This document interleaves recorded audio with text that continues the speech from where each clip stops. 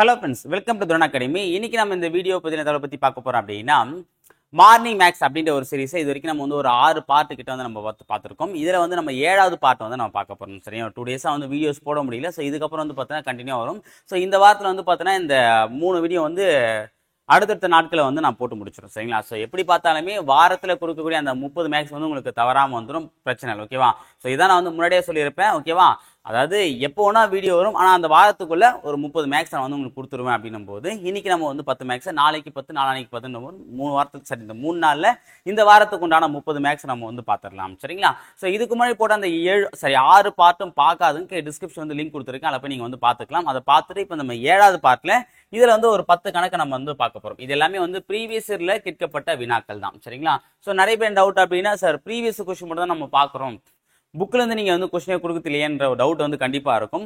புக்கில் இருக்கிறது தான் எக்ஸாமில் கொடுத்துருப்பாங்க, அப்போ எக்ஸாமில் இருக்கிறது தான் நம்ம வந்து பார்க்க போகிறோம். சரிங்களா, ஸோ அப்போ என்னன்னா இந்த கொஸ்டின் நம்ம பார்க்கும்போது என்ன ஒரு ஃபீல் கிடைக்கும் அப்படின்னா, old book, new book plus வந்து ப்ரீவியஸ் இயர் எப்படிலாம் கொஸ்டின் கேட்குறாங்க அப்படின்ற மாதிரி 3 ஆங்கிளையும் நம்ம வந்து அனலைஸ் பண்ண ஒரு ஃபீல் வந்து கிடைக்கும். சரிங்களா, ஓகே பார்க்கலாம். ஓ சாரி,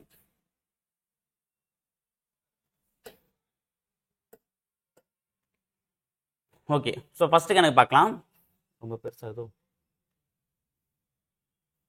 ரூபாய் 6000 அசலானது 4 ஆண்டுகள் தனி வட்டியுடன் சேர்த்து ரூபாய் 7200 தொகையாக அதிகரிக்கிறது எனில் தனி வட்டி காண்க. ஓகேவா, இது வந்து ஒரு சிம்பிள் இன்ட்ரெஸ்ட் கேட்கப்பட்ட ஒரு வினா தான், ரொம்ப சிம்பிளான ஒரு வினா தான். ஓகேவா, என்னன்னா பொதுவாக வந்து பார்த்தீங்கன்னா அசல் தனி வட்டி வீதம், சரி, அசல் தனி வட்டி வீதம் ஆண்டுகள் கொடுத்துறாங்க அப்படின்னா அதை வச்சு நம்ம என்ன பண்ணலாம், 100ஆல் வகுத்து நம்ம வந்து தனி வட்டி தொகையை கண்டுபிடிச்சலாம். இந்த கணக்கில் என்ன பண்றாங்க அப்படின்னா, ஒரு 6000 ரூபான்ற ஒரு அமௌண்ட் 4 வருஷத்துக்கு ஒரு குறிப்பிட்ட வட்டி விதத்தில் நம்ம போடும்போது நமக்கு 7200 ரூபாய் கிடைக்குதுன்னு சொல்றாங்க. ஓகேவா, ஸோ அப்போ 7200 ரூபாய் என்ன அப்படின்னா இங்க மொத்த தொகை. ஓகேவா, நம்ம நல்லா கவனிக்க வேண்டிய விஷயம் என்ன அப்படின்னா, இந்த கணக்குல என்ன தப்பு பண்ணுவோம் மேக்சிமம் அப்படின்னும் போது 7200 ரூபான்றது என்ன அப்படின்னா தனி வட்டி தொகை நினைச்சுப்போம். ஓகேவா, ஸோ இங்க 7200 தனி வட்டி கிடையாது, இது வந்து மொத்த தொகை. மொத்த தொகை அப்படின்னா இதுல அசலும் கலந்துருக்கு.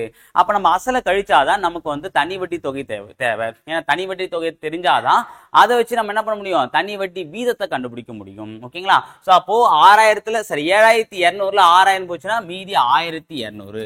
அப்ப இந்த 1200 என்னது, சிம்பிள் இன்ட்ரெஸ்ட். ஓகேவா, நமக்கு வந்து பார்த்தீங்கன்னா அசல் தெரியும் எவ்வளோ, 6000.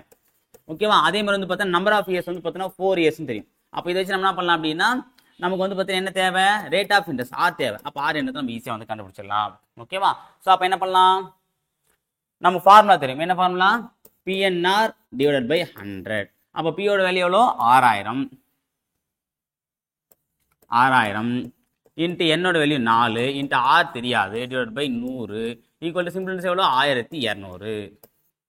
ஓகேவா, இப்போ நம்ம ஆரோட வேல்யூ தான் தெரியாது, அப்போ தெரியாதல இங்கே வச்சுட்டு தெரிஞ்ச வேல்யூ எல்லாமே அந்த பக்கம் கொண்டு போனோம் அப்படின்னா கீழே இருக்கக்கூடிய வேல்யூலாம் மேலே போயிடும், மேலே இருக்கக்கூடிய வேல்யூ கீழே வந்துடும். ஓகேவா, அப்போ ஆர் ஈக்குவல் டு 1200 இன்ட்டு இந்த 100 டிவைட் பை, இப்போ மேலே இருக்கக்கூடிய 6000ம் 4ம் கீழே வந்துடும். அப்போ என்ன பண்ணலாம், இந்த 2 ஜீரோக்கு இந்த 2 ஜீரோ காலி. அப்புறம் என்ன பண்ணலாம் அப்படின்னா, இந்த ஒரு ஜீரோக்கு இந்த ஒரு ஜீரோ காலி. 4 6 6 ஈரார் 12 0 20 1 4 4 5 20 5%. 5% கீழே இருக்கா பாருங்க, இருக்கு. ஆன்சர் ஆப்ஷன் சி தான் சரியான ஆன்சர். ஓகேங்களா, இந்த இடத்துல நம்ம என்ன தப்பு பண்ணணும் அப்படின்னா, இந்த பர்சன்டேஜ்ன்றது 7200 என்பது தனி வட்டி கிடையாது, அது என்னது மொத்த தொகை. இரண்டாவது கணக்கு பார்க்கலாம். ஒரு அறையின் நீளம், அகலம் மற்றும் உயரம் முறையே 825 சென்டிமீட்டர், 675 சென்டிமீட்டர் மற்றும் 450 சென்டிமீட்டர் ஆகும். இந்த அறையின் 3 பரிமாணங்களை துல்லியமாக அளக்கக்கூடிய நாடாவின் அதிகபட்ச நீளம் என்ன? இதான் வந்து கேட்கக்கூடிய கேள்வி. ஓகே, இது ரொம்ப ரொம்ப சிம்பிளான கேள்வி தான். இதுல மேக்ஸிமம் நம்ம என்ன தெரிஞ்சுக்க மாட்டோம் அப்படின்னா, அது எப்படி நம்ம, அதாவது இதுல என்ன கேட்டிருக்கான்னு நமக்கு தெரியாது. ஓகே, இந்த தப்பு தான் நம்ம வந்து இந்த கணக்குல வந்து நிறைய பண்றோம். ஓகேவா, அதாவது என்னன்னா என்ன கேட்டிருக்கான்னு தெரியாது, ஆனா ஆக்சுவலா என்ன கேட்கறாங்கன்னா HCF தான் கேட்கறாங்க. ஓகேவா, அதாவது ஒரு பெரிய ரூம் இருக்கு, அந்த ரூம்ல வந்து பாத்தீங்கன்னா நீளம், அகலம், உயரம் கொடுத்துட்டாங்க. அந்த நீளம், அகலம், உயரம் இது 3த்தையுமே வந்து பாத்தீங்கன்னா அளக்கக்கூடிய மிகச்சரியான அளவு. ஓகே, 3த்தையுமே ஒரே அளவு வச்சு அளத்தணும். அதாவது ஒரே ஒரு நாடால ஒரு குறிப்பிட்ட லெங்க் இருக்கக்கூடிய நாடாலே அது வந்து 3 அளவையும் அளந்தோம் அப்படின்னா, அப்போ 3 அளவுமே அளக்கணும் நாடா வச்சுக்க, நம்ம 3த்தையுமே ஒரு எண்ணால வகுத்தா அதுக்கு பேர் தான் HCF சொல்லியிருக்கும். 3த்தையுமே ஒரு பொதுவான எண்ணால வகுக்கணும். அப்போ இங்க பொதுவான ஒரு நாடா தான் சொல்றாங்க. அப்ப என்ன கேட்கறாங்கன்னா HCF. இதை நம்ம சிம்பிளா எப்படி ஞாபகம் வச்சுக்கலாம் அப்படின்னா, அதிகபட்ச நீளம் கேட்டாலும் என்ன அர்த்தம்னா அங்க HCF தான் கேட்கறான்னு அர்த்தம். மூன்றையும் அளக்கக்கூடிய அதிகபட்ச நீளம் அப்படின்னா என்ன அர்த்தம்? அதிகபட்சம், ஏன்னா ஹையஸ்ட் காமன் ஃபேக்டர்னு எது சொல்லுவோம்? நம்ம ஹெச்சிசிஎஃப் தான் சொல்லுவோம். அப்போ அதிகபட்சம் கேட்டாலே ஹெச்சிசிஎஃப். இதை நம்ம கண்டுபிடிச்சா ஆன்சர் முடிஞ்சு போச்சு. அப்போ மூணுத்து என்ன பண்ண நம்ம ஹெச்சிசிஎஃப் கண்டுபிடிக்கணுமா? என்னென்ன கொடுத்துறாங்கம்மா? 825, 675, அப்புறம் வந்து 450. இந்த அலகெல்லாம் போடும்போது ஒழுங்கா எடுத்து போடுங்க. இங்க 825 போட்டா அப்படியே இங்க 625 போட்டுருவோம், இல்ல இங்க 875 போட்டுருவோம், இங்க 450 4500 கூட போட்டுருவோம். சரிங்களா? அப்போ இந்த அலகுகள் எடுத்து போடும்போது ஒழுங்கா பார்த்து போடுங்க. ஏன்னா இந்த அலகு எடுத்து போட்டு நிறைய பேர் தப்பு பண்ணுவீங்க. ஓகேங்களா? சரி, போட என்ன வரும்? 5 எப்படி போடலாமா? போட்டா அப்படின்னா 4 5 5, மீதி 3, 6 5 30, மீதி 2 25, 5 25, 4 5 5, மீதி 1, 3 5 5, மீதி 2, 5 25, அடுத்து 9 5 45, 0. அடுத்து திருப்பணி 5 போடலாமா? போட்டோம் அப்படின்னா 3 5 3 5, இது வந்து பார்த்தீங்கன்னா 2 10, 7 35, இது வந்து பார்த்தீங்கன்னா 4 5, மீதி 4, 8 5 40. ஸோ அப்போ 33 27 18, இது மூணுமே வந்து 3000 வரும். சரியா? அப்போ நம்ம 3000 போட்டோம் அப்படின்னா 11 3 33, 9 3 27, 6 3 18. ஸோ இது 11 9 16 வந்துச்சு. இதுக்கப்புறம் நம்ம எந்த நம்பரையும் வகுக்க முடியாது, ஏன்னா 11 பகா எண். ஓகே, ஸோ அப்போ இதோட நம்ம ஸ்டாப் பண்ணிக்கலாம். அப்போ என்னென்ன வேல்யூ இருக்கு? 5 × 5 × 3, 5 25, 25 × 3 75. அப்போ மூணுத்தையும் அளக்கக்கூடிய மிகப்பெரிய நாடா எவ்வளவு லெங்த் இருக்கும்? 75 சென்டிமீட்டர். Answer option C. ஓகேங்களா? அவ்வளவுதான், முடிஞ்சு போச்சு. அடுத்தது மூன்றாவது கணக்கு.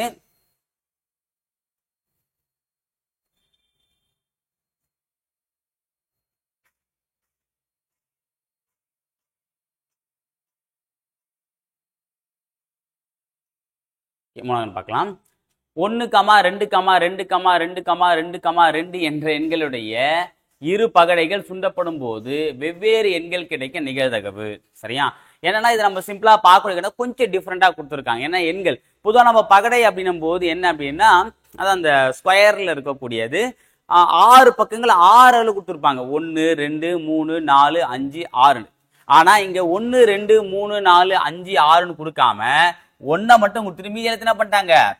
இது வந்து பார்த்தீங்கன்னா 2க்கு பதில் 2 கொடுத்துறாங்க, 3க்கு பதில் 2 கொடுத்துறாங்க, 4க்கு பதில் 2, 5க்கு பதில் 2, 6க்கு பதில் 2 அப்படி கொடுத்துட்டாங்க. அப்ப 2 பகடைகள் சுண்டப்படும் போது அப்படின்னும் போது நம்ம ஒரு பகடை சுண்டப்படும் போது நமக்கு என்ன கிடைக்கும்? மொத்த வாய்ப்புகள் 6 கிடைக்கும்.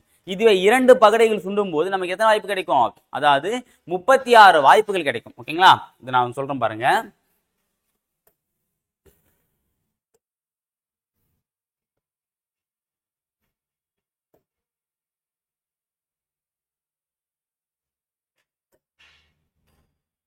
ஓகே, ஒரு நிமிஷம்.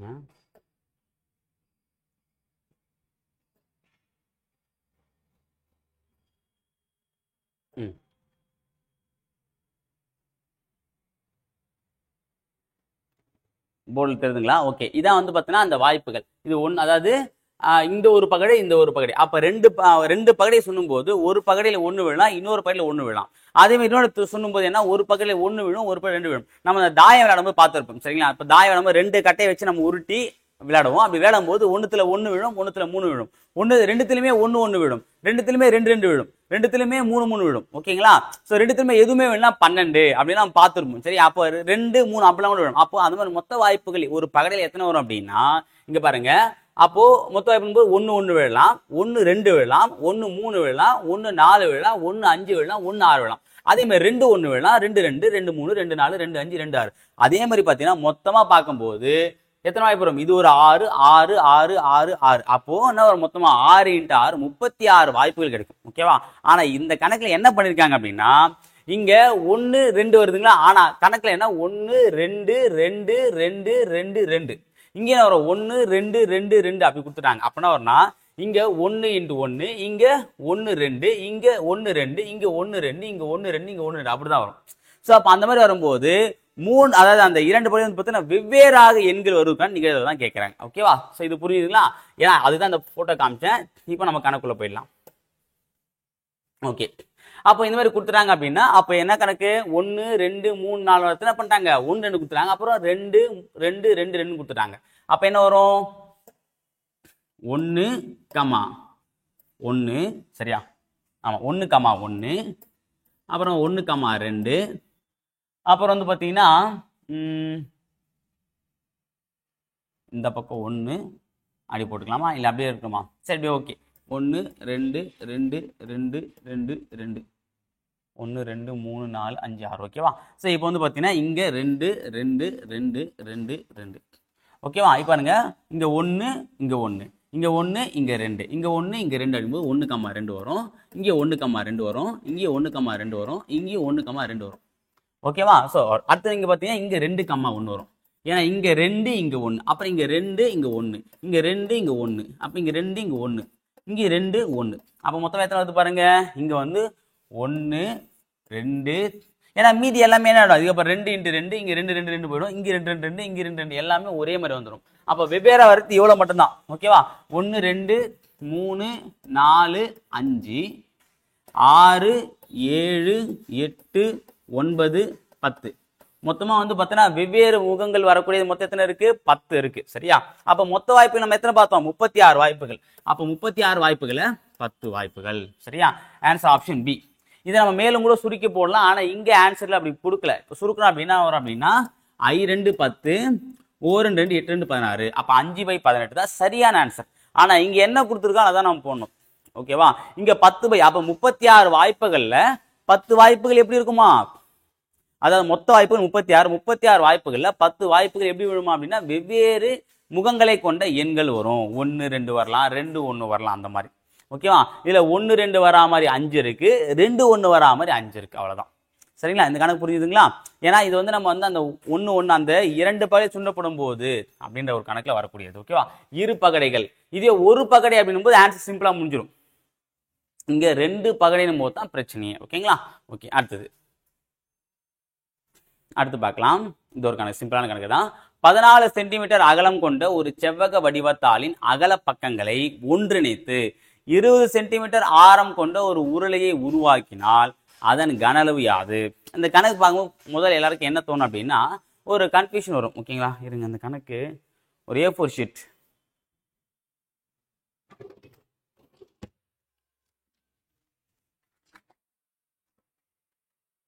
ஓகே, ஸோ இப்போ நம்ம இதை வச்சு சொல்லிக்கலாம். இதான் வந்து பார்த்தீங்கன்னா அவங்க சொல்லியிருக்கக்கூடிய என்னது 14 சென்டி அகலம் கொண்ட ஒரு செவ்வக வடிவத்தால். அதாவது இது நீளம், இது அகலம். அப்போ இந்த அகலம் எவ்வளோ இருக்குன்னா 14 சென்டிமீட்டருக்குன்னு சொல்லிட்டாங்க.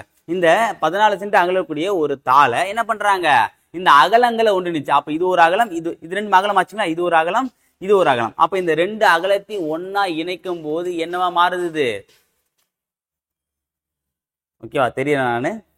சரியா? ரெண்டுத்தையும் ஒன்னா இணைக்கும் போது இது வந்து ஒரு உருளையா மாறும். தெரியுதுங்களா உங்களுக்கு? உருளை. அப்போ இந்த உருளையோடைய ஆரம் என்ன சொல்லிட்டாங்க அவங்களே? 20 சென்டிமீட்டர். அப்போ நம்ம நல்லா கவனிச்சிங்க. இப்போ வந்து இந்த 2 அகலத்தை ஒன்னா இணைச்சிருக்காங்க. அப்போ இதனுடைய அகலம் எவ்வளோ? 14 சென்டிமீட்டர். அப்போ இந்த உருளையோட ஹைட் என்னவா தான் இருக்கும்? 14 சென்டிமீட்டர். அப்போ ஹைட் 14 சென்டிமீட்டர், ஆரம் 20 சென்டிமீட்டர் கொண்ட கன அளவுக்கு என்ன ஃபார்முலா? πr²h. அப்போ πr²hல ஆருக்கு வேல்யூ 14, சரி 20, ஹெச்சுக்கு வேல்யூ 14 கொடுத்தா ஆன்சர் முடிஞ்சு போச்சு. ஓகே, அவ்வளவுதான். ஸோ அப்போ என்ன கொடுத்துறான்னு நம்ம வந்து ஃபர்ஸ்ட் புரிஞ்சிட்டாலே போதும். அப்போ என்ன பண்ணலாம்? πr²h 22/7 இன்ட்டு ஆரோட வேல்யூ வந்து பார்த்தீங்கன்னா 20 × 20, ஹெச்சோட வேல்யூ 14. அப்போ 17 7 14. அப்போ நான் வரும் 22 போட்டா 44, 44 போட்டா 88, 88 போட்டோம் அப்படின்னா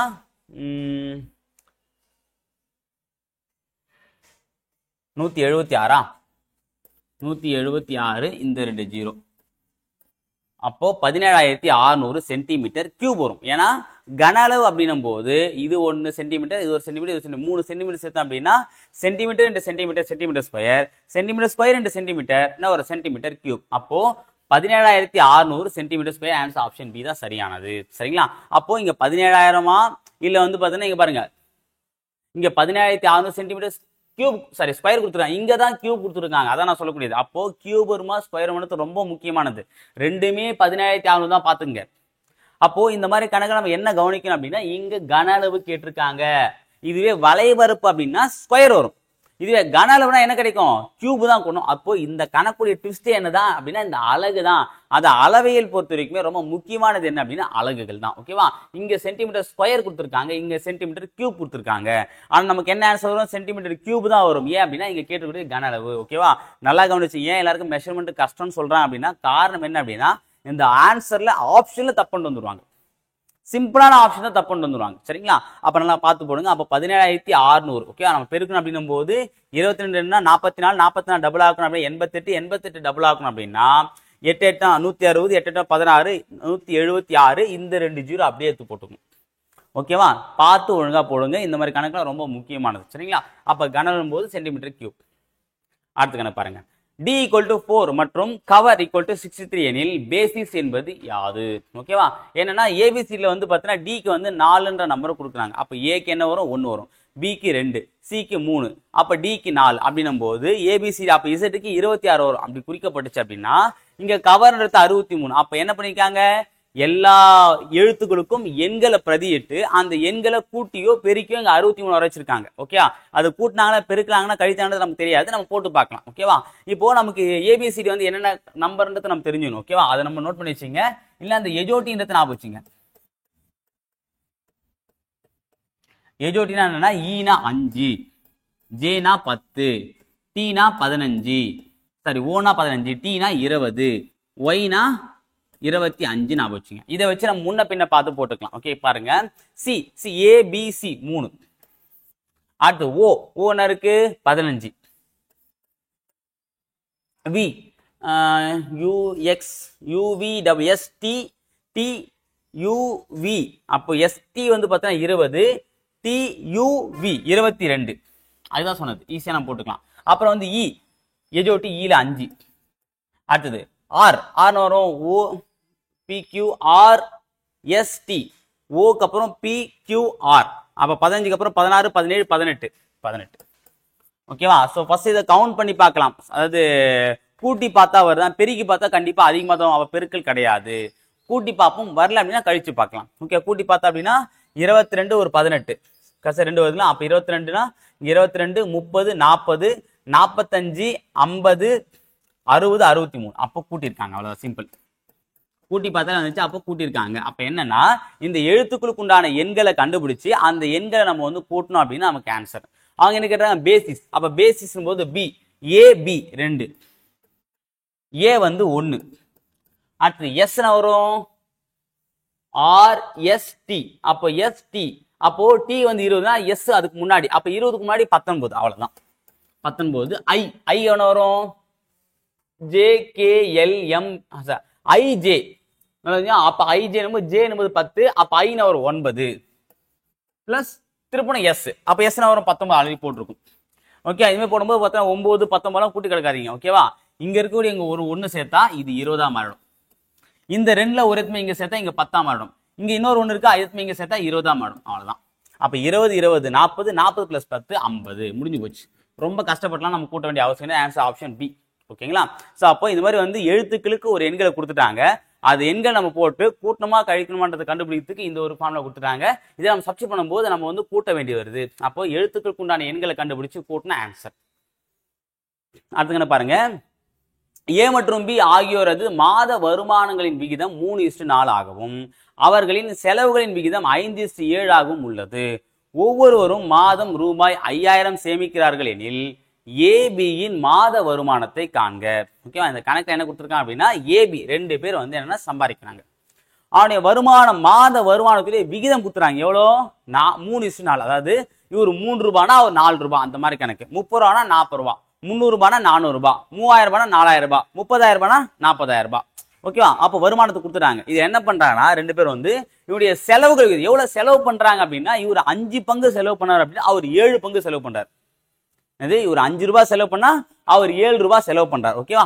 அப்படின்னும் போது ஒவ்வொருவரும் 2 பேருமே மாசம் 5000 ரூபாய் சேவ் பண்றாங்க. செலவு பண்றது இருந்தாலும் சேவ் பண்றது எவ்வளவு? 5000 ரூபாய் செலவு பண்றாங்க அப்படின்னா அவங்க மாத வருமானத்தை கேட்கிறாங்க. இந்த மாதிரி ரொம்ப சிம்பிள். ஓகேவா? அப்ப மாத வருமானம் என்ன இருக்கு? 3:4 விகிதம். அப்ப கீழே எது 3:4 விகிதத்துல வருதுன்னு பார்க்கலாம். ஓகேவா? இங்க பாருங்க, இங்க இப்போ இங்க வருங்க 30,000 40,000 இந்த 4 ஜீரோக்கு 4 ஆயிடுச்சுன்னா 3:4. அப்ப இது வரலாம். இது வரும். ஏன்னா வந்தவொடனே போட்டுறாதீங்க. கீழே இதே மாதிரி கூட இன்னொன்று கொடுக்கலாம். 3 லட்சம் 4 லட்சம் வரும். 3000 4000 வரும். ஆனா நமக்கு ஆன்சர் வருமானது தான் முக்கியம். சரிங்களா? இங்க பாருங்க இங்க 4:3. அப்ப மேல 3:4 தான் கொடுத்துருக்காங்க. அப்ப கீழே என்ன வரணும்? இங்க BAயின் மாத வருமானம் கேட்டா இது கரெக்ட். ஆனா இங்கேயும் என்ன பண்றாங்க? மேலே ஏபி தான் கொடுத்துருக்காங்க. இங்கேயும் ஏபி கேட்கறாங்க அப்படின்னா இங்க 3:4 தான், கீழே 3:4 வரா மாதிரி தான் இருக்கணும். இங்க 4:3 இருக்கு. அப்ப இது வராது. இது 5:7 இதுவும் வராது. இது 4:5 இதுவும் வராது. அப்ப ஆன்சர் ஏ தான் சரியானது. ஓகேவா? ஈஸியா நம்ம போட்டுலாம். இங்க பாருங்க, நான் இந்த கணக்குல எந்த ஒரு இடத்துலயுமே கை வைக்கவே இல்லை. இதெல்லாம் ஆப்ஷனை பேஸ் பண்ணியே போடக்கூடிய கணக்கு. ஓகேவா? சரி, ஓகே சார்.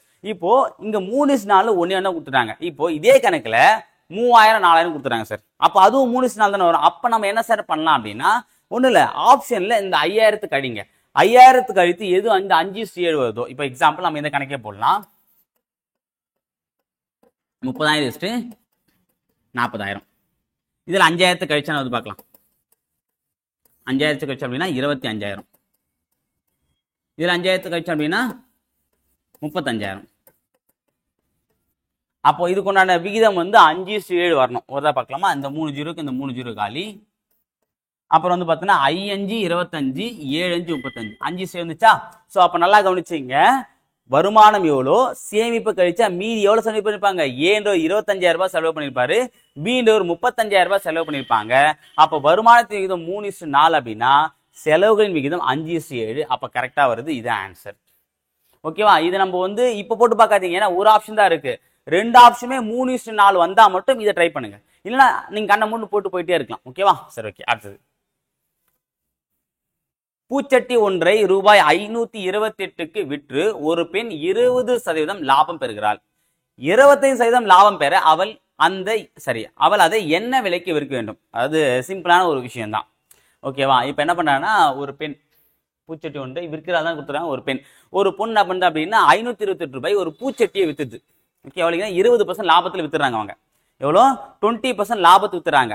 வித்துற பிறகு யோசிக்கிறாங்க, இதை நம்ம ஒரு 5% சேர்த்து வித்துனா நமக்கு என்ன வந்திருக்கும்? ஒரு 25% லாபம் வச்சிருக்கலாமே அப்படின்னு யோசிக்கிறாங்கன்னா, அப்ப எவ்வளவுக்கு வித்திருப்பாங்கன்றதான் கேள்வி. அப்ப அந்த பெண்ணுக்கு இந்த கணக்கு செஞ்சா ஈஸியா போட்டுடலாம். ஓகேவா? நல்லா கவனிச்சுங்க. அடக்க விலை. ஓகேவா? பொதுவாக நம்ம என்ன சொல்லிருக்கோம்? லாபமும் நட்டமும் அடக்க விலையின் மீது தான் கணக்கிடப்படணும். ஓகேவா?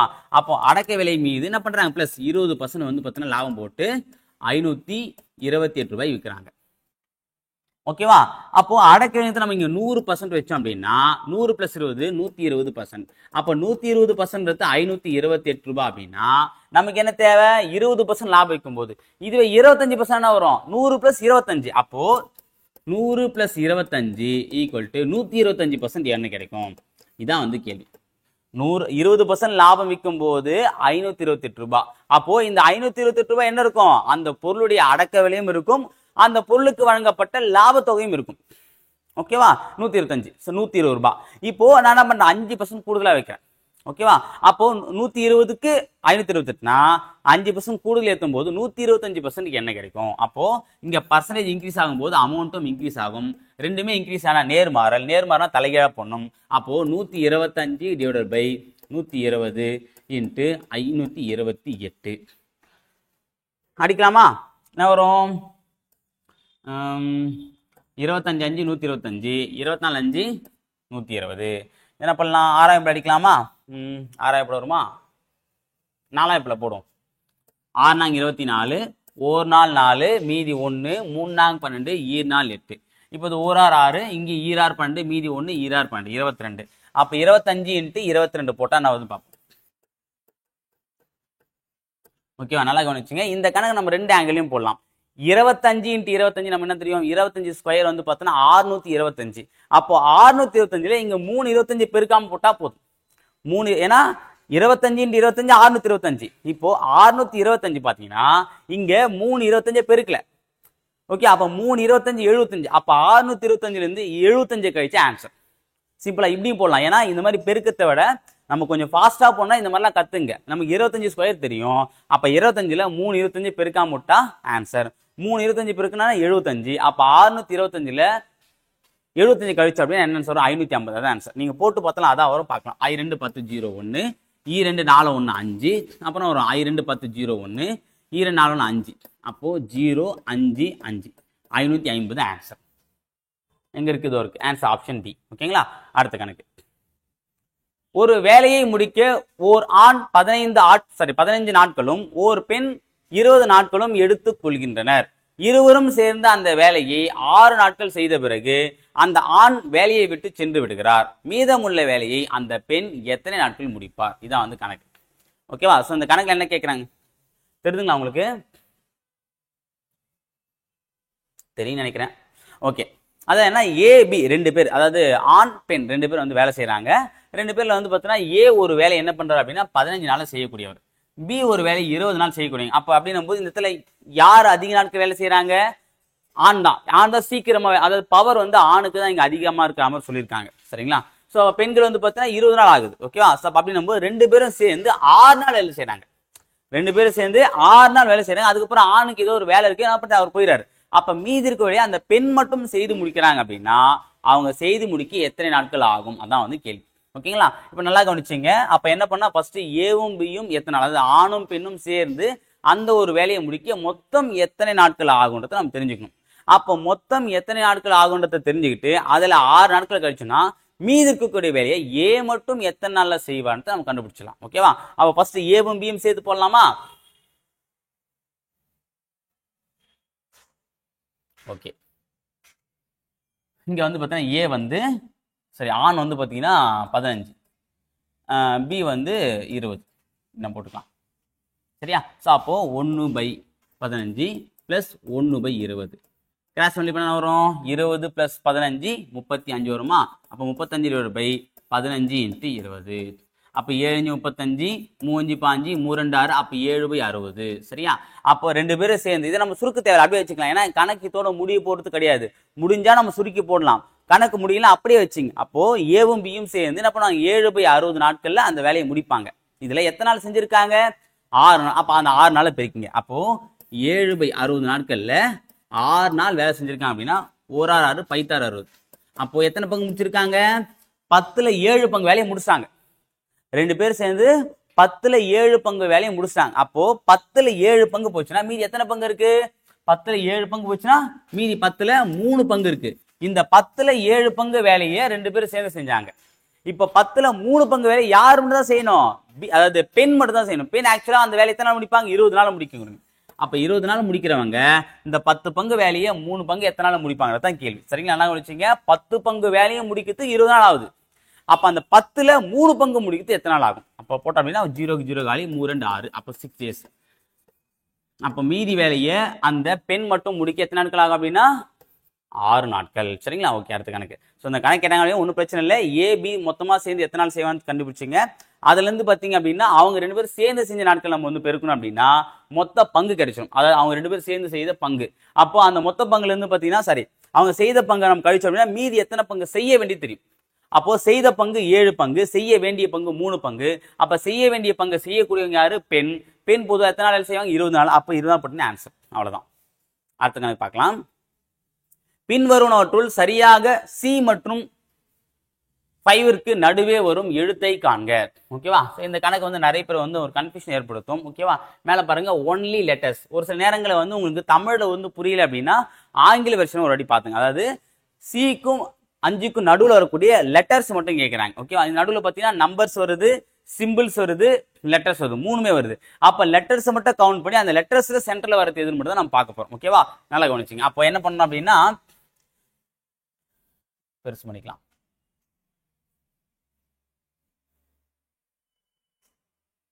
இது உங்களுக்கு தெரியும் நினைக்கிறேன். இங்க பார்த்தீங்கன்னா எங்க இருக்கு? சி. சி வந்து சி வந்து இங்க இருக்கு. ஓகேவா? இங்க 5 இங்க இருக்கு. அப்ப இதுக்கு என்ன லெட்டர்ஸ் இருக்கு பாருங்க. டி இருக்கு, இசட் இருக்கு, ஒய் இருக்கு, பி இருக்கு, எம் இருக்கு, கே இருக்கு, எஸ் இருக்கு. மீதி எல்லாமே சிம்பிள்ஸும் லெட்டர்ஸும் இருக்கு. ஓகேவா? அப்ப எத்தனை எழுத்துக்கள்? 1 2 3 4 5 6 7. அப்ப 7 நம்பர் அப்படின்னும் போது சென்டரை நம்ம எப்படி பார்க்கலாம்? சென்டர் அப்படின்னும் போது பார்த்தோன்னா இந்த பக்கம் 3 போயிடும், இந்த பக்கம் 3 போயிடும். அப்ப சென்டர்ல என்ன இருக்கு? பி தான் இருக்கு. அப்ப ஆன்சர் பி இருக்கா பாருங்க. சூப்பர். ஆன்சர் ஆப்ஷன் சி தான் சரியான ஆன்சர். அதாவது பி தான் ஒரு நடுவில். ஓகேங்களா? இந்த பக்கம் 3 லெட்டர் போய் இந்த பக்கம் 3 போய் நடுவில் இருந்து பி மட்டும்தான். ஓகேவா? இங்க எழுத்தை மட்டும் கேட்டிருக்கானு நம்ம இதான் வந்து போடணும். சரிங்களா? ஞாபகம் வச்சுங்க. கேள்வி என்ன கேட்டிருக்காலும் அதுக்குன்னு ஆன்சர் போட்டாதான் கணக்கு சரியாகும். அடுத்தது இது வந்து ஒரு எல்சிஎம் எஸ்எஃப் கணக்கு தான். m is equal to 2 power, அதாவது m ஓட வேல்யூ கொடுத்துட்டாங்க, n ஓட வேல்யூ கொடுத்துட்டாங்க. எனில் m மற்றும் n இன் மீப்போவா, அதாவது HCF கேட்கிறாங்க. மீப்போவானது HCF கேட்கிறாங்க. அப்ப HCF என்ன சொல்லியிருக்கோம்? அடிமானம் சமமா இருந்து அடுக்குல குறைந்த அடுக்கு தான் அதன் HCF இருக்குன்னு பார்த்தோம். ஓகேவா? அப்ப பாருங்க, இந்த இடத்துல 2 இருக்கு, இங்க 2 இருக்கு, பிரச்சனை இல்லை. அப்ப அடுக்குல எது கம்மியா இருக்கு? இங்க 2 பவர் 5, இங்க 2 பவர் 7. இதுல எது கம்மி? 2 பவர் 5 தான். அப்போ 2 பவர் 5 இன்ட்டு இங்க பாருங்க 3 இருக்கு, கீழே 3 இருக்கு. அடுக்குல பாருங்க எது கம்மியா இருக்கு? இங்க 3 பவர் 7, இங்க 3 பவர் 8. எது கம்மி? 3 பவர் 7. அப்ப 3 பவர் 7 இன்ட்டு இங்க 5 இருக்கு, இங்க 7 இருக்கு. அடிமானம் சமமா இல்ல, அப்ப அதோட விட்டுணும். இது HCF இது ரெண்டையும் சேர்த்து போட்டுக்கலாம். அதான், ஆனா LCM LCM ரெண்டையும் சேர்த்து போடலாம். ஆனா HCF கேட்கறதுனால அடிமானம் இருக்குது. இங்க 2 இருக்கு மொத்தம், இங்க 2 இருக்குன்னு பார்க்கணும். இங்க 3 இருந்தாதான் அடுக்க நம்ம பார்க்கணும். அடுக்குல கம்மியா இருக்குது. இங்க வெவ்வேறு அடிமானமே வேற இருக்கு அப்படின்னா அங்க நம்ம பார்க்க கூடாது. சரிங்களா? சோ அப்ப HCF என்னது? இதோட முடிஞ்சு போச்சு. அப்போ 2 பவர் 5 இன்ட்டு 3 பவர் 7. 2 பவர் 5 இது வரைக்கும் பாருங்க. ஆன்சர் ஆப்ஷன் டி தான் சரியான ஆன்சர். ஓகேங்களா? ஸோ இதோட வந்து பார்த்தீங்கன்னா இந்த டேஸ்க்கு உண்டான ஒரே நிமிஷம் இருங்க. ஓகே, போட்டுக்கிறோம். இந்த வீடியோவில் ஒரு 10 மேக்ஸ் வந்து நம்ம வந்து பார்த்தீங்கன்னா பார்த்தாச்சு. அடுத்த வீடியோ பற்றியில் பார்ட் 8ல் வந்து பார்த்தீங்கன்னா ஒரு 10 கணக்கோடு நான் சந்திக்கிறேன். இதுக்கு முன்னாடி போட்ட வீடியோஸை பார்க்கணும் டிஸ்கிரிப்ஷன் வந்து கொடுத்துருக்கேன். அதை போய் நீங்கள் பார்த்துக்கலாம். தேங்க்யூ.